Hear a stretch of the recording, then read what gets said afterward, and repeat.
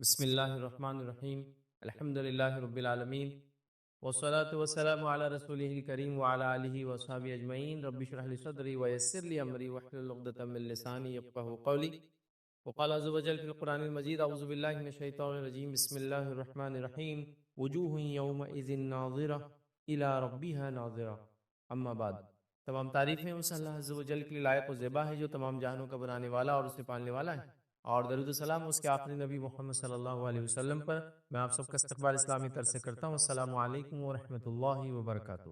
الحمدللہ ہم تمام یہاں اس ہفتے واری درس کے لیے جمع ہوئے ہیں انشاءاللہ عزیز۔ اس مختصر سے وقت میں جس ٹاپک اور جس عنوان پر میں روشنی ڈالنے کی کوشش کروں گا وہ ہے دیدار الہی یاد رکھیں۔ اور دیدار الہی کا معنی یہ ہوتا ہے کہ اللہ رب العزت کا دیدار، اللہ رب العزت کو دیکھنا۔ اور یہ عنوان ایک ایسا عنوان ہے یاد رکھیے دیدار الہی، جس کی اہمیت یہ ہے کہ آخرت میں جب انسان جنت میں چلا جائے گا تو سب سے عظیم نعمت جو اس کو ملیں گی یاد رکھیے۔ آج اس عظیم نعمت کے تعلق سے یہ درس مطلب سب سے بڑی نعمت ہے، اور کافروں کو جو سب سے بڑا عذاب ملے گا یاد رکھیے، اس عذاب میں یہ ہے کہ وہ اپنے رب کو بنانے والے کو کبھی دیکھ نہیں پائیں گے۔ اور مومنوں کو سب سے بڑی نعمت جو جنت میں ملنے والی ہے وہ یہی نعمت ہے یاد رکھیے کہ وہ اپنے رب کو دیکھیں گے یاد رکھیے۔ تو دیدار الہی یاد رکھیے، آج کا لیکچر جو ہے یہ سب سے عظیم، سب سے بڑی نعمت ہے جو اللہ رب العزت اپنے بندوں پر اپنے فضل، اپنے جود اور اپنے کرم سے کرنے والا ہے، اور یہی جس کو کہیں گے آخرت کے اعتبار سے سب سے بڑی نعمت ہے، اور کافروں کے لیے سب سے بڑا عذاب ہے کہ وہ کبھی نہیں جان سکیں گے کہ ان کے بنانے والا، ان کا کریٹر، ان کا خالق کون ہے یاد رکھیں۔ تو لہٰذا اللہ رب العزت کو دنیا میں تو ظاہر سی بات ہے انسان کے لیے دیکھنا ناممکن ہے، لیکن یہ نعمت جو ہے انسان کو جو ہے آخرت میں ملیں گی یاد رکھے۔ اس چیز کو بھی ہم کو سمجھنا یاد رکھے۔ تو یہ آخرت کی نعمت ہے، اور اس کا وعدہ اللہ رب العزت نے ہر مومن کے، ہر متقی کے لیے کیا ہے جو جنت میں جائیں گا اور وہ پھر اپنے رب کا دیدار کریں گے۔ آئیے اس کے تعلق سے ایک حدیث دیکھتے ہیں۔ حدیث یاد رکھیے اس طرح سے کہ صحیح مسلم کی روایت، اللہ کے رسول صلی اللہ علیہ وسلم فرماتے اور کہتے ہیں، یاد رکھیے اس طرح سے حدیث یاد رکھیے، اور جو ہے صہیب رومی رضی اللہ عنہ اس کے راویوں فرماتے ہیں کہ اللہ کے رسول صلی اللہ علیہ وسلم نے فرمایا، جب جنت والے جنت میں داخل ہو جائیں گے اور اس وقت اللہ تبارک و تعالیٰ فرمائیں گا تمہیں کوئی چیز چاہیے جو تمہیں مزید عطا کروں؟ مطلب جنت میں پوچھا جائے گا کیا تمہیں کچھ چاہیے جو میں تمہیں اور دوں، چیز جو ہے تمہیں مزید عطا کروں؟ وہ جواب دیں گے کہ کیا تو نے ہمارے چہرے کو روشن نہیں کیا؟ تو جنتی کہیں گے اللہ تو نے ہمارے چہرے کو کیا روشن نہیں کیا؟ کیا تو نے ہمیں جنت میں داخل نہیں کیا؟ مطلب یہ لوگ جواب دے رہے کہ اللہ تو نے ہمارے چہرے کو روشن کیا، مطلب جنتی بن گئے ہم، تو نے ہمیں جنت میں داخل کیا، اور دوزخ سے نجات نہیں دی، مطلب تو نے ہم کو دوزخ سے نجات دی۔ آپ صلی اللہ علیہ وسلم نے فرمایا چنانچہ اس پر اللہ رب العزت جو ہے پردہ اٹھا دیں گا تو انہیں کوئی چیز ایسی عطا نہیں ہوں گی جو انہیں اپنے رب عز و جل کے دیدار سے زیادہ محبوب ہوں گی۔ جب جنتی جنت میں چلے جائیں گے، نعمتوں کا فائدہ اٹھائیں گے، تب اللہ رب العزت ایک سوال کریں گا، کیا تمہیں کچھ اور چیز چاہیے مزید؟ جنتی کہیں گے اللہ تیرا فضل ہے، تو نے چہرے کو روشن کیا، مطلب جنتیوں میں رکھا، جنت میں ڈالا، جہنم کی نجات دیا، اب کیا باقی ہے؟ تو اللہ رب العزت پھر پردہ ہٹا دیا جائیں گا اور وہ اپنے رب کو دیکھیں گے، اور اللہ کے رسول صلی اللہ علیہ وسلم فرماتے کہتے ہیں اور اللہ رب العزت کے دیدار سے زیادہ محبوب کوئی چیز ان کو نہیں ہوگی، مطلب یہ سب سے محبوب چیز ہوں گی یاد رکھیں۔ اس کا مطلب وہ جنت کی سب سے بڑی نعمت یہی ہے، اور جہنمیوں کا سب سے بڑا عذاب بھی یہی ہے۔ جنتیوں کی سب سے بڑی نعمت یہ ہے کہ اپنے رب کو پیدا کرنے والے کو دیکھ پائیں گے، اور جہنمیوں کا سب سے بڑا عذاب یہ ہوگا کہ اپنے خالق کو کبھی دیکھ نہیں پائیں گے، یاد رکھیے۔ تو یہ بڑی اہم چیز ہے۔ اور اس کے بعد اللہ کے رسول صلی اللہ علیہ وسلم نے سورہ یونس کی آیت نمبر 26 کا ایک حصہ تلاوت کیا اور فرمایا اور کہا للذین احسنوا الحسنى وزیادہ۔ اللہ کے رسول نے یہ آیت کا حصہ پڑھا اور فرمایا، جس کا ترجمہ یہ ہے جن لوگوں نے بھلائی کی ان کے لیے خوبصورت جزا ہے، مطلب خوبصورت بدلہ ہے، اور مزید ان کے لیے ہے، اور مزید ان کے لیے کا ترجمہ یہ اس کا معنی اور مفہوم مفسرین نے اور محدثین نے لیا، مزید ان کے لیے مطلب دیدار الہی، جو انہوں نے کیا اس کا خوبصورت بدلہ ہے، اور جو انہوں نے کیا اس کا مزید اضافہ ملے گا، مزید اضافے میں دیدار الہی۔ اور وہ حدیث صحیح مسلم کی اس میں ہم نے دیکھ چکے کہ نعمت ملیں گی، اللہ سوال کریں گا، پھر اپنا دیدار کروائیں گا، اور یہ سب سے بڑی نعمت ہوں گی آتے، اور یہ زیادہ ہے۔ جنت میں جانا یہی سب سے بڑی نعمت تھی کہ انسان کے لیے، مطلب جہنم سے نجات، اور زیادہ ان کو دیا جائے گا، اور زیادہ سے مراد اللہ رب العزت کا دیدار ہے یاد رکھے۔ تو لہٰذا اللہ رب العزت کا دیدار یاد رکھیے، یہ بڑی عظیم نعمت ہے۔ اس عظیم نعمت کو حاصل کرنے کے لیے انسان کو جد و جہد اور کوشش کرنا پڑیں گی۔ سب سے پہلے تو ایمان لانا پڑے گا، چاہے وہ جس درجے کا بھی ہو، کیونکہ ایمان والا ہی جنت میں جائے گا، مشرک اور کافر جنت میں کبھی نہیں داخل ہوں گے، جب کبھی داخل نہیں ہوں گے تو کبھی رب کو دیکھ بھی نہیں پائیں گے، یاد رکھیں۔ تو لہٰذا یہ کنڈیشن ہے۔ بہرحال آج ہمارا ٹاپک یہ نہیں ہے کہ کون کون سے اعمال کی وجہ سے دیدار الہی ہو سکتا ہے، لیکن بیسک کرائٹیریا اور کنڈیشن تو یہ ہے کہ ایمان والا کفر کی حالت میں نہ مرے، اور پھر وہ اعمال کرے جن اعمالوں کے ذریعے انسان جنت میں جاتا ہے، ان اعمال سے بچے جس سے جہنم میں جاتا ہے، اور پھر خواہش رکھے دیدار کرنے کی اللہ کی، یہ تمام چیزیں مل کر پھر ایک مومن بندہ اللہ کا دیدار کرے گا، ٹھیک ہے۔ تو لہٰذا یہ ہم نے دیکھا۔ اب آئیے دیدار الہی کے تعلق سے کچھ باتیں ہم دیکھتے ہیں حدیث کے جو قرآن میں اور سنت میں جو ملتی ہے، اور ساتھ میں جو ہے آج کے ٹاپک کو ہم دو حصوں میں تبدیل کریں گے یا دو حصوں میں بانٹیں گے۔ پہلا دیدار الہی کے تعلق سے ہم دیکھیں گے کہ قیامت کے دن اللہ کا دیدار برحق ہے، یہ ہونے والا ہے، اور دوسرا ٹاپک دیکھیں گے کہ دنیا میں اللہ کو ہم کیوں نہیں دیکھ سکتے، یا دنیا میں اللہ کو کیوں کوئی نہیں دیکھ سکا، ٹھیک ہے۔ یہ دونوں باتوں کو ایک ساتھ دیں گے تاکہ ساری کلیریفیکیشن ایک ساتھ ہو جاتی ہے۔ تو آئیے سب سے پہلے دیدار الہی، اللہ کا دیدار حق ہے۔ یہ بات میں اس لیے کہہ رہا ہوں کہ ایسے طبقے، ایسے فرقے، ایسے گروہ مسلمانوں میں گزرے جنہوں نے اللہ کے دیدار کا انکار کیا، جس میں سب سے پہلے جو ہے معتزلہ، ٹھیک ہے۔ یہ وہ فرقہ تھا، یاد رکھے، جنہوں نے دیدار الہی کا انکار کیا اور قرآن کو سنت کے بغیر یا منمانی تشریحات سے انہوں نے قبول کیا، یاد رکھے۔ اور یہ فرقہ عروج پہ تھا، خاص طور سے جب امام احمد بن حنبل رحمہ اللہ حیات تھے، اور ان کے حیات میں یہ سیاسی طاقت بن گیا تھا، کیونکہ اس زمانے کا جو خلیفہ تھا اس نے جو ہے اہل سنت والجماعت کو چھوڑ کر، یاد رکھیے، اسی فرقے میں ہو جا کر شامل ہو گیا تھا۔ حالانکہ فرقہ اس سے پہلے موجود تھا، لیکن ابھی صرف کتابوں کی شکل میں، تحریری شکل میں، تقریری شکل میں اپنی تحریک کو پھیلا رہے تھے، لیکن ابھی ان کو پولیٹیکل طاقت نہیں ملی تھی، یاد رکھیے۔ اور جب یہ کام تب بھی کر رہے تھے جب امام شافعی موجود تھے، یاد رکھیے۔ امام شافعی رحمہ اللہ نے ان کے خلاف پورا محاذ کھڑا کر دیا تھا، یاد رکھیے، اور ان کے خلاف بات کرتے رہے۔ اسی کے اس میں امام شافعی کو جو ہے نظر بند کر دیا گیا، مطلب جیل میں تو نہیں ڈالا گیا، لیکن ہوتا ہے نا ایک گھر میں لے جا کر رکھ دینا، اور اس گھر سے آپ باہر نہیں نکل سکتے، کیونکہ امام شافعی کرتے۔ حالانکہ ابھی یہ پولیٹیکلی طاقت میں نہیں آیا تھا یہ فرقہ، ابھی صرف یہ اپنی تحریکوں کو پھیل، لیکن یہ انفلوئنشل ہو چکے تھے، منسٹر لیول تک وغیرہ جا چکے تھے، تو لہٰذا امام شافعی کو بھی ان کی تکلیفوں کا سامنا کرنا پڑا۔ اسی کے اس میں سلسلے میں آپ کو جو ہے حجاز سے نکال کر جو ہے بغداد بھیج دیا گیا، کہا، خلیفہ نے کہا بلا لو ان کو یہاں، کیونکہ کمپلین کی گئی وغیرہ وغیرہ کی یہ عجیب و غریب باتیں پھیلاتے ہیں، نعوذ باللہ، حالانکہ حق کی بات کر، کتاب و سنت کی بات کرے۔ اور اسی سلسلے میں ان کا پہلی بار بغداد آنا ہوا، اور امام احمد بن حنبل سے ان کی ملاقات بھی، یاد رکھی، اور امام احمد بن حنبل نے ان کی شاگردگی اختیار کی، ان سے علم حاصل کیا، ساری چیزیں۔ پھر بعد میں امام احمد بن حنبل کے زمانے میں یہ فرقہ پولیٹیکل طاقت بن گیا، اور یہ حکومت کا عقیدہ یہی ہو گیا، یاد رکھیے۔ بہرحال تو وہ بھی ایک گروہ میں شامل ہے جنہوں نے کہا کہ اللہ کا دیدار نہ دنیا ممکن ہے نہ آخرت ممکن ہے، اور عجیب و غریب دلائل، لیکن اللہ کا دیدار برحق ہے، کیونکہ یہ واضح دلائل سے، اور خاص طور سے بخاری اور مسلم کی روایت ثابت ہے، جس کے اندر کسی امت کی کسی طبقے کو انکار نہیں، انہوں نے بھی انکار کیا، لیکن تعویلات کی، ان باتوں کی، منمانی تشریحات کی۔ بہرحال تو یہ چیز ثابت ہے، تو لہٰذا ہم کو عقیدہ رکھنا چاہیے۔ آئیے چند بات کے چند دلائل دیکھتے ہیں کہ دیدار الہی، اللہ کا دیدار کیسے حق ہے۔ پہلی دلیل اس کے لیے ہم دیکھیں گے اللہ رب العزت کا فرمان کہ اللہ کو لوگ دیکھیں گے۔ اللہ سبحانہ تعالیٰ فرماتا ہے، کہتا ہے سورہ قیامت سورہ نمبر 75 اور اس کی آیت نمبر 22 اور 23 میں اللہ فرماتا ہے، کہتا ہے وجوہ یومئذ ناظرہ الی ربها ناظرہ۔ اللہ فرماتا ہے، کہتا ہے اس روز جنتیوں کے چہرے جو ہے شگفتہ، تر و تازہ ہوں گے اور بارونق ہوں گے۔ اللہ فرماتا ہے، کہتا ہے بارونق ہوں گے اور دیدار الہی سے مشرف ہوں گے، کہ اس دن مومنوں کے چہرے ایک دم، جس کو ہم کہتے ہیں، تر و تازہ ہوں گے، اور تر و تازہ کے ساتھ ساتھ یاد رکھیے رونق دار ہوں گے، اور وہ اللہ رب العزت فرماتا ہے دیدار الہی سے مشرف ہوں گے۔ تو یہ قرآن کی، یاد رکھیے، دلیل ہے کہ مومن اللہ کا دیدار کریں گے، یاد رکھیے۔ اسی کے ساتھ ساتھ یاد رکھیے صحیح بخاری کی روایت ہے، یہ بھی ایک دلیل ہے، جس میں عدی بن حاتم رضی اللہ عنہ، یاد رکھیے، یہ کہتے ہیں کہ نبی اکرم صلی اللہ علیہ وسلم فرمایا، کہا کہ آپ سب سے عنقریب اللہ تعالیٰ سے ہم کلام ہونے والے ہیں، اس طرح کہ آپ کے اور اللہ کے درمیان کوئی ترجمان یا حجاب نہیں ہوں گا، یاد رکھیں۔ مطلب نبی اکرم صلی اللہ علیہ وسلم فرما رہے، کہہ رہے ہیں کہ سب سے زیادہ جو ہے قریب جو ہے اللہ کے میں رہوں گا، اور جب اللہ سے ہم بات کریں گے تو کوئی ترجمان ہمارے بیچ میں نہیں ہوں گا، یاد رکھیں۔ تو یہ ایک دلیل ہے کہ اللہ رب العزت کو ایک مومن بندہ دیکھنے والا، یاد رکھیں۔ اسی طرح یاد رکھیے اللہ کو ہم جو ہے دیدار کریں گے، اور یہ دیدار ہم کو نصیب ہوں گا، مومنوں کو نصیب ہوں گا، اس طرح تو بہرحال دعا کرنی چاہیے۔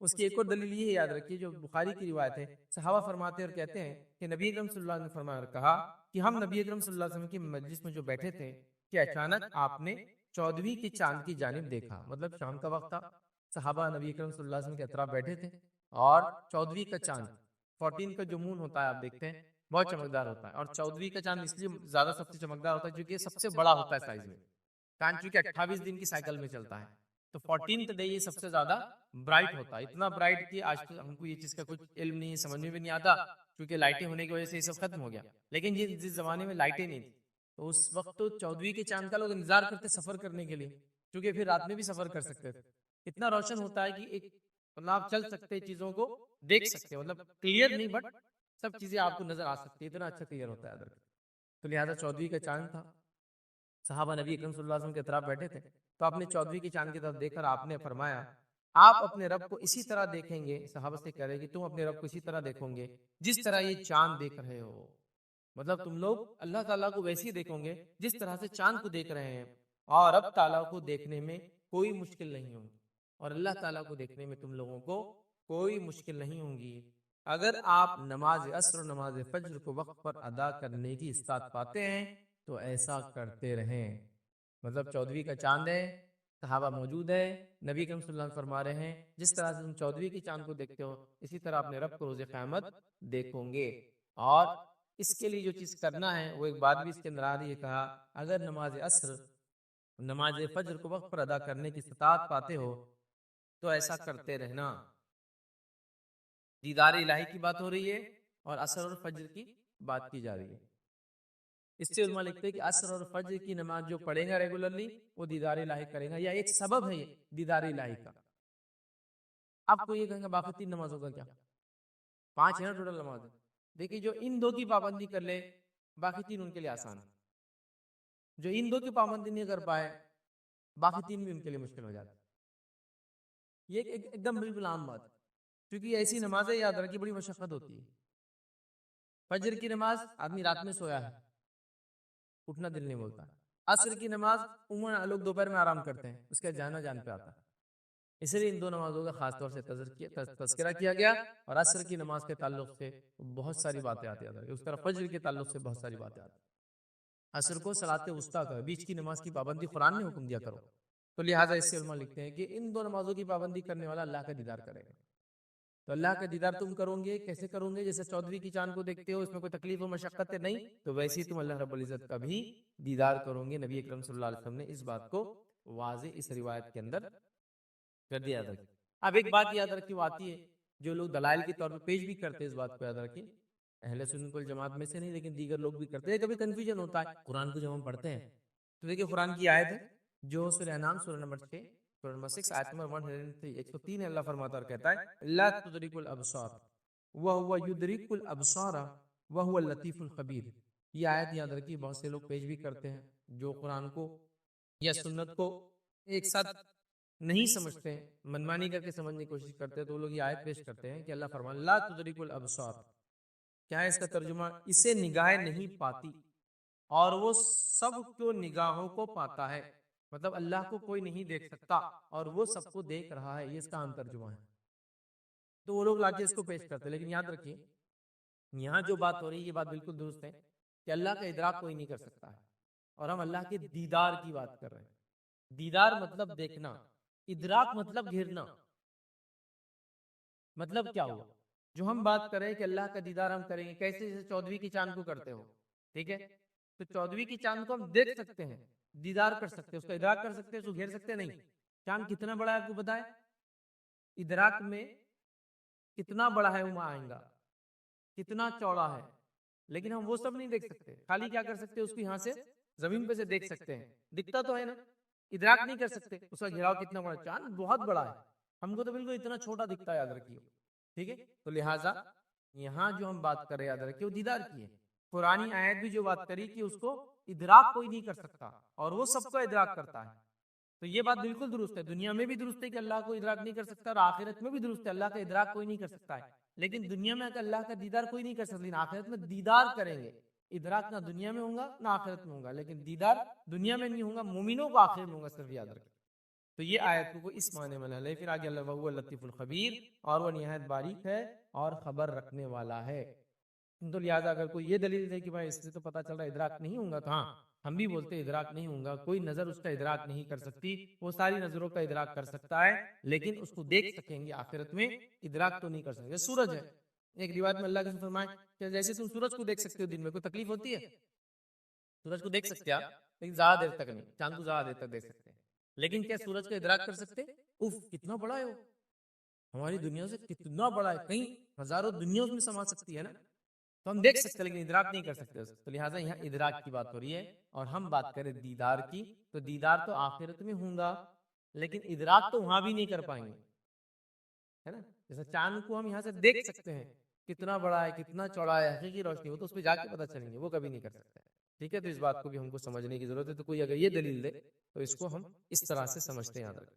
اس طرح صحیح بخاری کی روایت ہے، اس میں اللہ کے رسول صلی اللہ علیہ وسلم نے دیدار کے بارے میں بیان کیا، فرمایا آپ اپنے رب کو جو ہے روبرو دیکھو گے.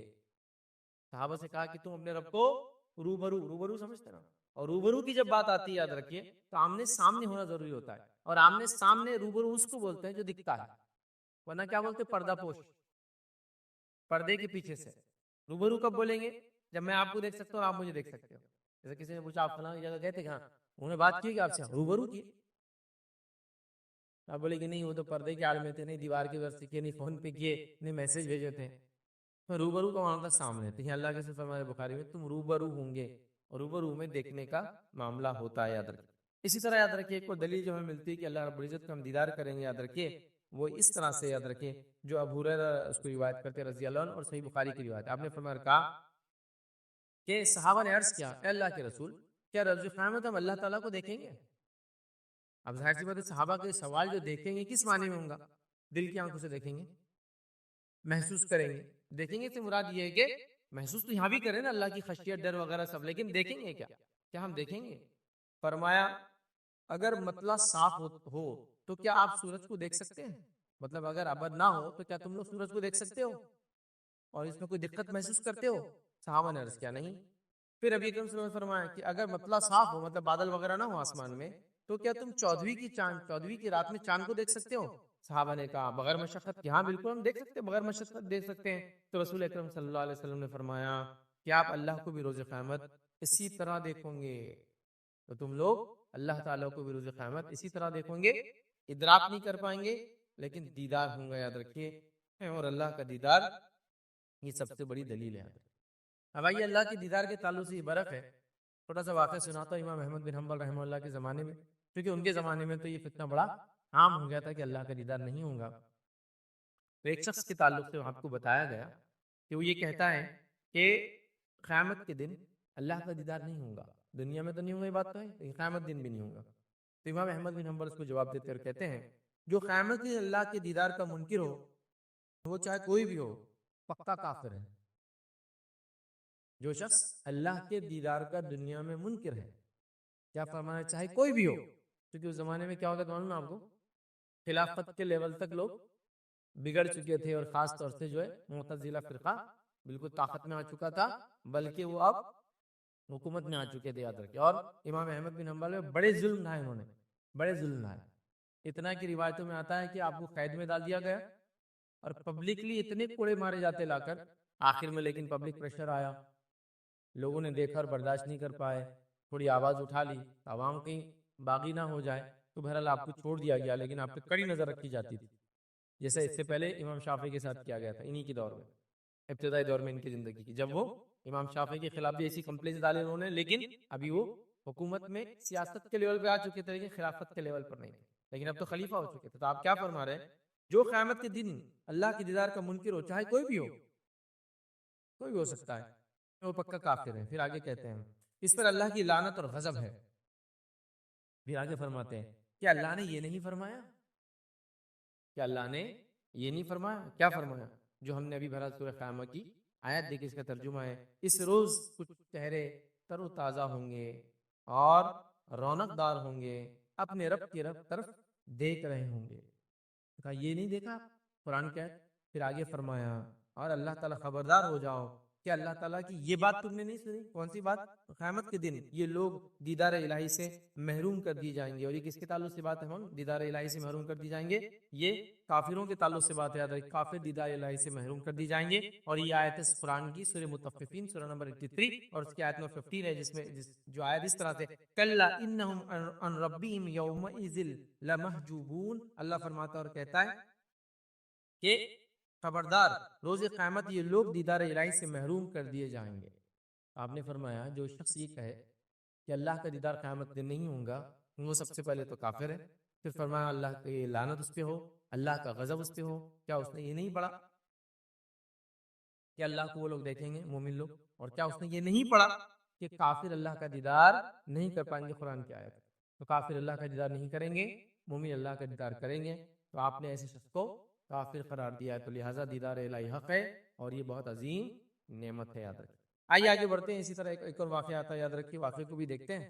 ایک گروہ کہا کرتا تھا کہ فرمان باری تعالیٰ مطلب اللہ تعالیٰ کا جو حکم ہے، جو ہم نے بھی دیکھا کہ کچھ روز اس دن کرو تازہ ہوں گے، اپنے رب کی طرف دیکھ رہے ہوں گے. اس کے بارے میں وہ کہتے تھے اپنے رب کی طرف دیکھ رہے ہوں گے، یہ صرف جو ہے ثواب مراد ہے.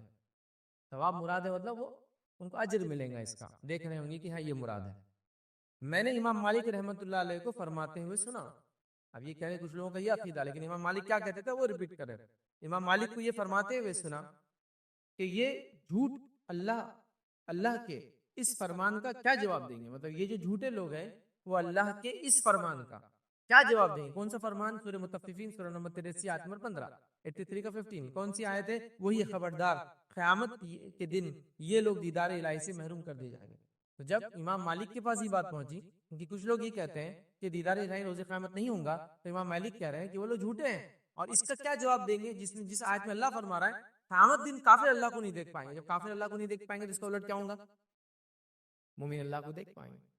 ٹھیک ہے. تو آپ نے بھی یہ دلیل رکھی اور یہ وہی دلیل ہے جو امام احمد بن حنبل نے بھی یاد رکھی اپنے دور میں رکھی. تو اہل سنت والجماعت میں اس مسئلے میں کوئی اختلاف نہیں ہے کہ اللہ کا دیدار روز قیامت مومن کرنے والے ہیں، اور ہمیں بھی یہی عقیدہ رکھنا چاہیے. اس کے برعکس کسی قسم کا عقیدے میں فسق اور فجور اور گڑبڑ ہم نے نہیں کرنا چاہیے. اس معاملے میں محتاط اور احتیاط کرنا چاہیے. تو یہ ہمارا فرسٹ پارٹ تھا کہ دیدار الہی برحق ہے. اب آئیے سیکنڈ پارٹ کی طرف بڑھتے ہیں. اللہ کا دیدار ہم دنیا میں کیوں نہیں کر سکتے؟ کہ کیا وجوہات ہے کہ اللہ کا دیدار ہم دنیا میں نہیں کر سکتے؟ ٹھیک ہے. تو اس کے تعلق سے کچھ باتیں دیکھتے ہیں کہ ہم دنیا میں اللہ کا دیدار کیوں نہیں کر سکتے. یاد رکھیں دیکھیے دنیا میں اللہ کا دیدار سیدھے دیکھنا جس طرح سے قیامت دن دیکھیں گے شخصی طور سے یہ ممکن نہیں. لیکن اگر مانوی طور سے خواب کے اعتبار سے لیا جائے تو ایک الگ بات ہے. جیسے اللہ کے رسول صلی اللہ علیہ وسلم کی وہی حدیث بڑی مشہور ہے، تم اللہ کی بات ایسے کرو جیسے کہ اللہ کو دیکھ رہے ہو، ہے نا. احسان اس کو بولتے ہیں. وہ حدیث جبرائیل ایمان اسلام اور احسان جس میں. اور اگر ایسا نہیں سمجھتے ہو مطلب ایسا نہیں کر سکتے ہو تو یہ جان لو اللہ تمہیں دیکھ رہا ہے. تو یہ مانوی طور سے ہوا، مطلب ایسی خالص عبادت اللہ کے لیے کہ اللہ کو میں دیکھ رہا ہوں جیسے، ورنہ یہ جان لے کہ اللہ میں دیکھ رہا ہے. یہ ہو گیا. خواب کی طور پہ ہو سکتا ہے. نبی اکرم صلی اللہ علیہ وسلم نے خواب دیکھا. آپ نے روایت میں فرمایا کہ کل رات میں نے خواب میں اپنے رب کو دیکھا. تو اللہ تعالیٰ کو اللہ کے رسول صلی اللہ علیہ وسلم نے خواب میں دیکھا، اور میرے رب نے میرے سینے کو چھوا، اور میں نے اپنے رب کی انگلیوں کی ٹھنڈک اپنے سینے پر محسوس کی. اس سے پتہ چلا خواب میں اللہ کو اللہ کے رسول صلی اللہ علیہ وسلم دیکھا. کوئی خواب کا معاملہ ہو دنیا میں نہیں دیکھ سکتا کوئی. دوسرا پتہ چلا کہ اللہ رب العزت کے انگلیاں ہیں اور اس کی ٹھنڈک جو ہے اللہ کے فرمایا میں نے اپنے سینے پر جب اور اپنے ہاتھ رکھا تو میں نے اس کو محسوس کی. لیکن کیا ہمارے ایسی 5 انگلیاں ہیں؟ ہم نہیں جانتے. حدیث میں یہ بات تو ہے کہ اللہ تعالیٰ کو 2 ہاتھ ہیں، دونوں ہاتھ لیکن سیدھے ہیں. کیسے ہم نہیں جانتے.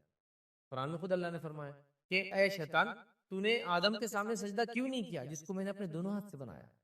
تو اللہ کو 2 ہاتھ ہیں. حدیث میں آتا دونوں رائٹ ہینڈ ہیں. یہاں انگلیوں کا تذکرہ آ گیا ہے نا. تو بہرحال تو یہ خواب اور معنی کے اعتبار سے، لیکن حقیقی طور سے یاد رکھیں دنیا میں اللہ کو کوئی نہیں دیکھ سکتا ہے.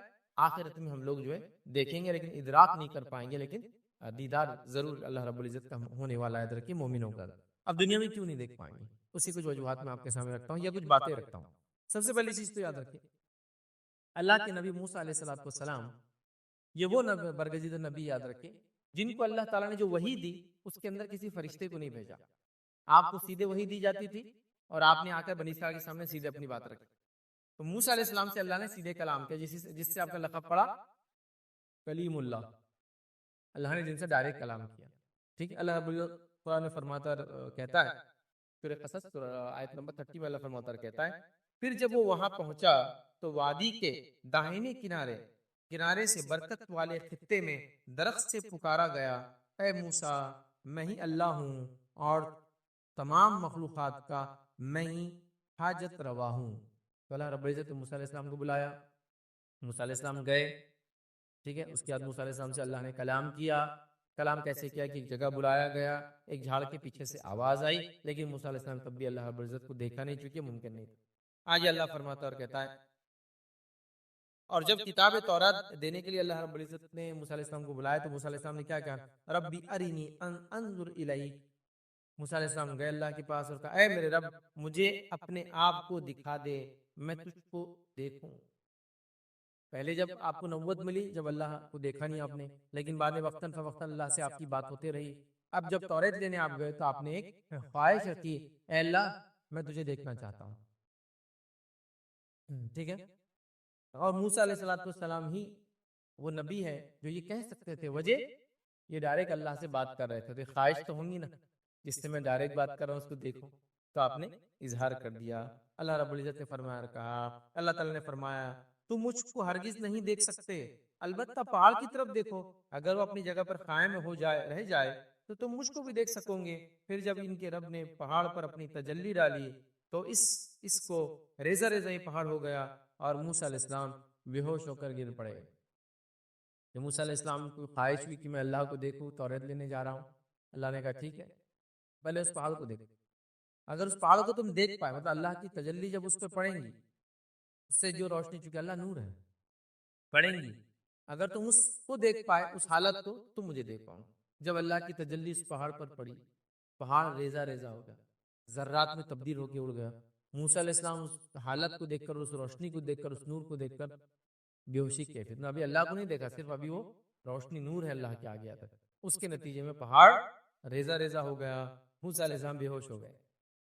پھر جب اٹھے تو اللہ سے معافی مانگ لی کہ اللہ مجھ سے غلطی ہوئی کہ میں نے ایسی چیز کا ڈیمانڈ کیا. پھر جب آپ کو ہوش آیا تو آپ نے فرمایا، تو پاک ہے، میں تیری طرف توبہ کیا کرتا ہوں اور میں سب سے پہلے اس حقیقت پر ایمان لانے والا ہوں. ٹھیک ہے، مطلب اللہ کو کوئی دیکھ نہیں سکتا، میں اس حقیقت پر سب سے پہلے ایمان لانے والا ہوں. تو یہاں موسیٰ علیہ السلام نے پھر توبہ کی کہ اللہ سے ایک ڈیمانڈ کیا، لیکن وہ صحیح نہیں تھا. یاد رکھ، اسی طرح یاد رکھ، بنی اسرائیل نے کلم کلا موسیٰ علیہ السلام کو کہا، جب تک ہم اللہ کو دیکھیں گے نہیں، ہم توریت کو توریت نہیں مانیں گے. تو اللہ نے پھٹکار لگائی، یہ دنیا میں ہی نہیں ہو سکتا.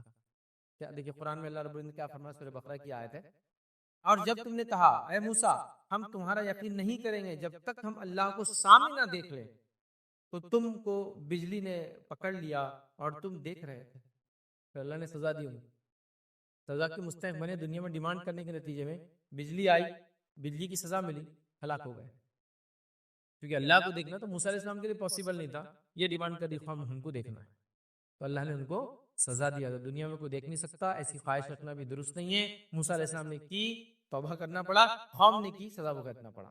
تو ہم کو اس سے پتہ چلا دیدار الہی دنیا میں پاسبل نہیں ہے، یاد رکھیے. ٹھیک ہے، اسی طرح جو ہے صحابہ میں سے ایک صحابی سے روایت کرتے ہوئے خبر دی کہ آپ صلی اللہ علیہ وسلم نے فرمایا، اس بات کو اچھی طرح جان لو کہ تم میں سے کوئی بھی اپنے رب کو نہیں دیکھ سکیں گا حتیٰ کہ اس سے موت آ جائے. کیا فرمایا نبی کریم صلی اللہ علیہ وسلم، تم میں سے کوئی بھی شخص اللہ تعالیٰ کا دیدار نہیں کر سکتا حتیٰ کہ اس کو موت آ جائے. مطلب موت کے بعد تو اللہ کا دیدار ہو سکتا ہے، جیتے جی دنیا میں دنیا کی آنکھوں سے اللہ کا دیدار پاسبل نہیں ہے، موت کے بعد ہی ہوگا. تو لہٰذا اللہ کا دیدار موت کے بعد ہو سکتا ہے، دنیا میں نہیں ہو سکتا. اس لیے اللہ کا دیدار ہم دنیا میں نہیں کر سکتے، یہ موت کے بعد ہوگا. مطلب موت کے بعد کی زندگی ہے، اس میں جو حالات ہوں گے اس حالت میں ہم ادراک تو نہیں دیکھ پائیں گے. یاد رکھیں دنیا میں ہم دیکھ نہیں سکتے. آئیے ایک اور روایت یاد رکھیں، ابو ذر غفاری رضی اللہ عنہ فرماتے ہوئے بیان کرتے ہیں کہ میں نے رسول اللہ صلی اللہ علیہ وسلم سے پوچھا، کیا پوچھا، کہ آپ نے اپنے رب کو دیکھا ہے؟ کیا آپ نے اپنے رب کو دیکھا ہے؟ مطلب معراج میں آپ گئے تھے، کیا آپ نے اپنے رب کو دیکھا ہے؟ تو جواب دیا اللہ کے رسول صلی اللہ علیہ وسلم نے، وہ نور ہے، میں اسے کہاں دیکھوں. مطلب وہ روشنی نور ہے، میں سے کہا دیکھو مطلب میں اسے کیسے دیکھ سکتا ہوں؟ تو نبی اکرم صلی اللہ علیہ وسلم دنیا سے گئے تھے، آسمانوں کا سفر کیا معراج میں، واپس آئے، لیکن ابھی حدیث میں کیا ہے، جب تک کہ موت نہ آ جائے کوئی دیکھ نہیں سکتا ہے۔ وہ مرحلے سے چونکہ کوئی گزرا نہیں ہے تو ظاہر سی بات ہے وہ دیکھ نہیں سکتا، تو اللہ کے رسول صلی اللہ علیہ وسلم نے معراج میں اللہ کو نہیں دیکھا۔ جس کو دیکھا، جو بات ہوتی ہے قرآن میں سورہ نجم میں جو بات ہے، یاد رکھیں لوگ اسی دلیل لے سکتے ہیں، سورہ نجم میں وہ بات ہے کہ اللہ کے رسول نے جو دیکھا وہ جبرائیل علیہ السلام کو اپنی اصلی حالت میں دیکھنے کا تذکرہ ہے وہاں پر، اللہ تعالیٰ کو نہیں یاد۔ ٹھیک ہے، اللہ کے بہت قریب تھے آپ، ایک یا ڈیڑھ کمان کے فاصلے پہ تھے، لیکن اللہ کو دیکھا نہیں۔ جس کو دیکھنے کا تذکرہ ہے وہ جبرائیل علیہ السلام کو اصلی حالت میں، اصلی حالت میں جبرائیل علیہ السلام کو اللہ کے رسول نے 2 بار دیکھا ہے۔ پہلی بار کب دیکھا؟ جب وہی لے کے آئے ہو غفا کے باہر، آپ جب گئے تو آپ نے دیکھا جبرائیل علیہ السلام۔ کیسے تھے جبرائیل علیہ السلام؟ زمین سے آسمان تک سب بھر گیا تھا، اور آپ کے پر تھے، اور پروں میں سے جو ہے ہیرے اور موتی جھڑ کر نیچے گر رہے تھے، اور حدیث میں آتا ہے کہ آپ کو 600 پر ہے، 600 یاد رکھیں، تو فرشتوں کو پر بھی ہوتے ہیں تک، تو جبرائیل علیہ السلام کو 600، مطلب نہیں مختلف فرشتوں کو مختلف پر ہوتے ہوں گے، لیکن جبرائیل علیہ السلام کو تو 600 پر یاد رکھیں۔ ٹھیک ہے، اور جسامت کے اعتبار سے ایسے کہ زمین و آسمان میں سب کچھ بھر گیا۔ اب آپ پہاڑ پہ کھڑے تو آپ کتنا دیکھ سکتے ہو، ہورائزن سب بھر گیا تھا آپ کے، اتنا میسو آپ کا سائز ہے۔ بہرحال تو یہاں جو آپ نے فرمایا میں کیسے دیکھ سکتا ہوں، وہ تو نور ہے۔ اسی طرح ابو موسیٰ اشعری رضی اللہ عنہ روایت کرتے ہیں کہ انہوں نے کہا کہ رسول اللہ صلی اللہ علیہ وسلم ہمارے درمیان کھڑے ہوئے تھے اور 5 باتوں پر مشتمل خطبہ دے رہے تھے۔ وہ فرما رہے ہیں کہ اللہ کے رسول صلی اللہ علیہ وسلم میں کھڑے تھے اور 5 باتوں پر مشتمل ایک خطبہ دے رہے تھے، خطاب کر رہے تھے۔ کیا خطاب کیا آپ نے؟ تو آپ نے یہ خطاب کیا، حدیث میں الفاظ، بے شک اللہ تعالیٰ سوتا نہیں ہے اور نہ سونا اس کی شان کے لائق ہے۔ اللہ تعالیٰ سوتا نہیں ہے، یہ خطبے میں آپ بیان کر رہے تھے۔ وہ